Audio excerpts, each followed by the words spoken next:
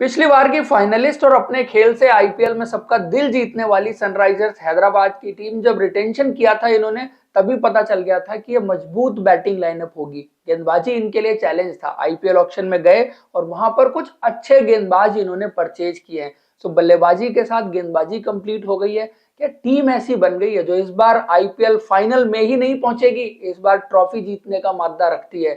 सो Sunrisers Hyderabad का review करने वाले हैं इस वीडियो में। अगर आप नए हैं और आपने अब तक हमारे चैनल को सब्सक्राइब नहीं किया तो सबसे पहले सब्सक्राइब कर लीजिए और नोटिफिकेशन की घंटी दबा लीजिए। नजर डालिए इनके स्क्वाड पर और बल्लेबाजी पहले देखिए, बाद में गेंदबाजी पर आएंगे। और बल्लेबाजी वही है जो पिछले साल थी, एडिशन ईशान किशन का हुआ है। पिछले साल इनके लिए 3 नंबर एक प्रॉब्लम थी, उसको इन्होंने और बेहतर कर लिया है। Top of the order Travis head इनसे विस्फोटक बल्लेबाज इस वक्त दुनिया की क्रिकेट में दूसरा नहीं है। और जितने सक्सेसफुली अपने अंदाज में रहे उतना सक्सेसफुल होना भी बाकी बल्लेबाजों के बस की बात नहीं है। देन अभिषेक शर्मा बिल्कुल उनको मैच करके दिखाते हैं। ट्रेविस हेड जितना तेज खेलते हैं उससे ज्यादा तेज अभिषेक शर्मा खेलते हैं। उन्होंने वर्ल्ड रिकॉर्ड भी बना दिया, 28 गेंदों पर सेंचुरी बनाने का सैयद मुश्ताक अली ट्रॉफी में। इंडिया के लिए भी खेल चुके हैं और एक्सपीरियंस गेन किया है और बेटर प्लेयर बन के आएंगे इस बार के आईपीएल में। देन उसके बाद ईशान किशन के एडिशन, जो 3 नंबर की प्रॉब्लम थी वो इनके लिए सॉल्व हो जाएगी। विकेट कीपर भी एक और मिल जाएगा। हेनरिच क्लासन जो है वो इनके लिए जबरदस्त प्लेयर। और इस वक्त दुनिया की टी20 क्रिकेट में अगर आप बेस्ट हिटर की बात करें तो शायद निकोलस पूरन और हेनरिच क्लासन वो खिलाड़ी हैं जो इस वक्त दुनिया की टी20 क्रिकेट में बेस्ट हिटर्स में से एक है। देन इसके अलावा इन्होंने अभिनव मनोहर को एज अ फिनिशर खरीदा है। Atharva Taide as a backup opener इस टीम का हिस्सा रहेंगे। सचिन बेबी पर भी इन्वेस्टमेंट किया है, एक्सपीरियंस खिलाड़ी हैं। बट इस वक्त पर सचिन बेबी को लेना क्या सही था ये तो वक्त बताएगा। लेकिन अनिकेत वर्मा, इस खिलाड़ी पर नजर रखिएगा। एमपी प्रीमियर लीग में फास्टेस्ट सेंचुरी बनाने वाला खिलाड़ी सनराइजर्स हैदराबाद के लिए फिनिशर की भूमिका में होगा। ऑलराउंडर्स में इंडिया के one of the best allrounder Nitish Reddy यहां पर होंगे। कमिंदो मेंडिस भी इस टीम में बहुत इंपॉर्टेंट रोल प्ले कर सकते हैं, क्योंकि जब आप इनका बैटिंग ऑर्डर देखेंगे तो फिनिशिंग एक थोड़ी सी प्रॉब्लम नजर आएगी। एंड कमिंदो मेंडिस ने श्रीलंका के लिए उस नंबर पर क्रिकेट खेली हुई है, साथ में अपनी गेंदबाजी से भी कंट्रीब्यूट कर सकते हैं। ब्रेंडन कर्स जो है वो एक बॉलिंग ऑलराउंडर है जिनको ये लेके आए हैं। उसके बाद फास्ट बॉलिंग की अगर बात करें वो तगड़ी नजर आ रही है। एक तो पैट कमिंस यहाँ पर बहुत एक्सपीरियंस खिलाड़ी हैं। मोहम्मद शमी नई गेंद इनके लिए संभालेंगे। उसके बाद एहसान मलिंगा इनके लिए डेथ ओवर की रिस्पॉन्सिबिलिटी ले सकते हैं। प्लस हर्षल पटेल भी हैं। और हर्षल पटेल का कुछ भी हो, कितने भी पिटते हो, वो विकेट हमेशा लेके जाते हैं। और किसी भी गेम में विकेट लेना एक बहुत इंपॉर्टेंट चीज है, स्पेशली टी20 के गेम में। जब आप विकेट लेते रहते हैं तो मोमेंटम कभी भी सामने वाली टीम को पूरी तरह से मिल नहीं पाता है। उसके बाद सिमरजीत सिंह के रूप में एक अच्छा तेज गेंदबाज है जो 145 प्लस तक क्लॉक कर सकता है। जयदेव उनादकट भी experience.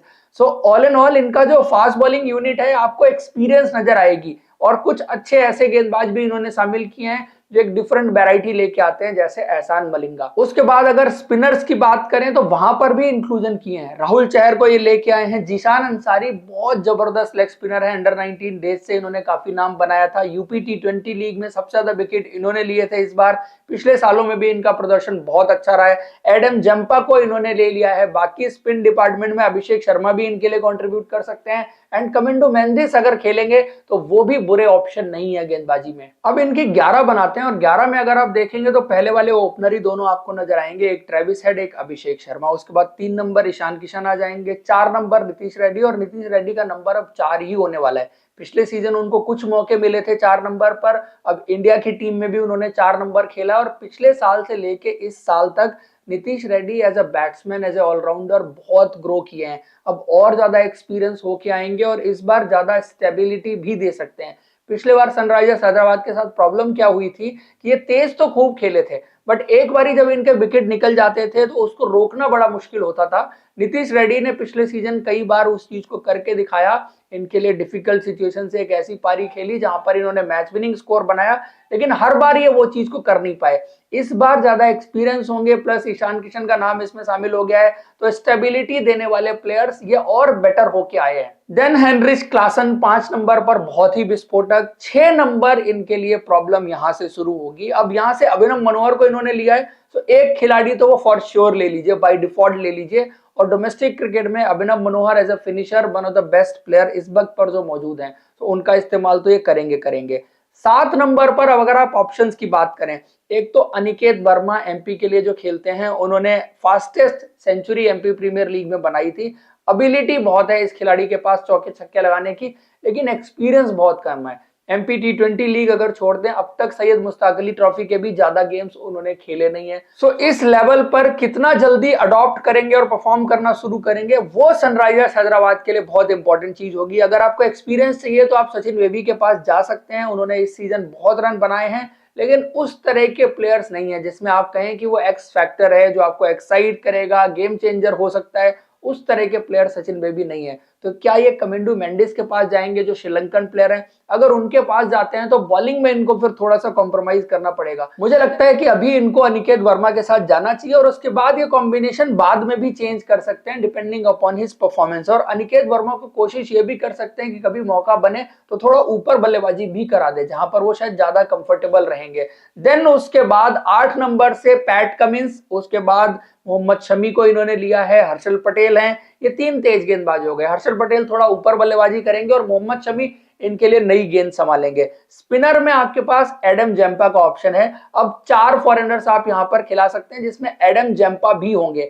PAT Cummins, Adam Zampa, Heinrich Klaasen and Travis Head, ये 4 फॉरेन प्लेयर्स इनके लिए टीम में रहने वाले हैं। क्योंकि लेग स्पिनर में अगर आप देखें ऑप्शंस तो हैं, राहुल चहर हो चाहे जीशान अंसारी हो। जीशान अंसारी थोड़ा सा इनएक्सपीरियंस, अभी आईपीएल का उनका डेब्यू भी नहीं हुआ, लेकिन राहुल चहर की हाल फिलहाल की टी20 क्रिकेट बहुत अच्छी नहीं गई है। तो मुझे नहीं लगता कि उनके साथ स्टार्टिंग 11 में आप शुरू करेंगे। आप पहले एडम जैम्पा के एक्सपीरियंस के साथ जाना चाहेंगे, एडम जैम्पा के साथ शुरू करेंगे। राहुल चहर तब खेलेंगे जब आपको 2 स्पिनर चाहिए, या फिर आपको यह देखना है कि आपको कमिंडू मेंडिस को खिलाना है क्योंकि आपके 7 नंबर की प्रॉब्लम आपके लिए अभी भी बनी हुई है। देन एक और इंडियन फास्ट बॉलर इनको चाहिए होगा, तो वहां पर सिमरजीत सिंह या राहुल चहर, जब अगर आपको एक्स्ट्रा स्पिनर चाहिए तो वो एक कॉम्बिनेशन इनके लिए रहेगा। बट इनके लिए डिफरेंट परमिटेशन कॉम्बिनेशंस हैं। अगर 7 नंबर पर आपने कमिंडू मेंडिस को खिला लिया तो आपको जीशान अंसारी को खिलाने का भी मौका बन सकता है अलॉन्ग विद राहुल चहर, या सिमरजीत के साथ राहुल चहर। सो ये डिफरेंट कॉम्बिनेशंस इनके रहेंगे। देन अगर बात की जाए, आपको फास्ट बॉलर चाहिए, एहसान मलिंगा को आपको लेके आना है, डेथ बॉलिंग आपके लिए प्रॉब्लम हो रही है, सो आप एडम जैम्पा की जगह पर उनको खिला सकते हैं और राहुल चहर फिर इस टीम में आ जाएंगे। तो इनके गेंदबाजी में ना परमिटेशन कॉम्बिनेशन बहुत सारे हैं, बल्लेबाजी में लिमिटेड परमिटेशन कॉम्बिनेशन हैं। ये टीम बेटर तो जरूर हुई है। अगर आप पिछले साल के मुकाबले देखें, ये जो यंग इंडियन प्लेयर्स थे वो और एक्सपीरियंस के साथ आएंगे, जैसे अभिषेक शर्मा और नीतीश रेड्डी। और 3 नंबर पर इनके लिए ईशान किशन स्टेबिलिटी देने वाले प्लेयर होंगे। बट प्रॉब्लम ये हो गई है कि जैसे पिछली बार इनके लिए फिनिशिंग में अब्दुल समद और शहबाज अहमद थे जिन्होंने बहुत अच्छा प्रदर्शन किया था, इस बार अभिनव मनोहर तो ऐसे प्लेयर हैं जिन पर आप ट्रस्ट कर सकते हैं, बट अनिकेत वर्मा के पास उतना एक्सपीरियंस नहीं है। सो आप अगर फिनिशिंग देखें, स्टिल आपको वीक नजर आएगी। फिर बॉलिंग में अगर बात करें तो टी नटराजन ने बहुत शानदार गेंदबाजी की थी, डेथ गेंदबाजी शॉर्टेड थी। इस बार आपकी डेथ बॉलिंग की रिस्पॉन्सिबिलिटी हर्षल पटेल के ऊपर होगी। तो आप उन पर कितना ट्रस्ट कर पाएंगे और वो कैसा प्रदर्शन करेंगे, वो बहुत हद तक डिपेंड करेगा कि सनराइजर्स हैदराबाद कहां तक जाएगी। बाकी ओवरऑल स्पिन डिपार्टमेंट और मजबूत हुआ है, जो पिछले साल शायद कमजोर दिख रहा था। बल्लेबाजी एज इट इज है, फिनिशिंग थोड़ा सा खोखली हो गई है। तो ये टीम पिछले साल के मुकाबले बेटर हुई है या कमजोर हुई है? गेंदबाजी बेटर हुई है, फिनिशिंग एक प्रॉब्लम बनी है, बट आई थिंक जैसी टीम ये पिछले साल थी वैसी ही टीम है। क्वालिफाई तो जरूर करनी चाहिए, बाकी डिपेंड करता है इनकी सोच और खेलने के तरीके पर, जो पिछले साल बहुत पॉजिटिव आपको देखने को मिला था। तो दोस्तों, ये था सनराइजर्स हैदराबाद के स्क्वाड का एनालिसिस। आपको वीडियो और इन्फॉर्मेशन पसंद आई है तो लाइक और हमारे चैनल को सब्सक्राइब जरूर करें।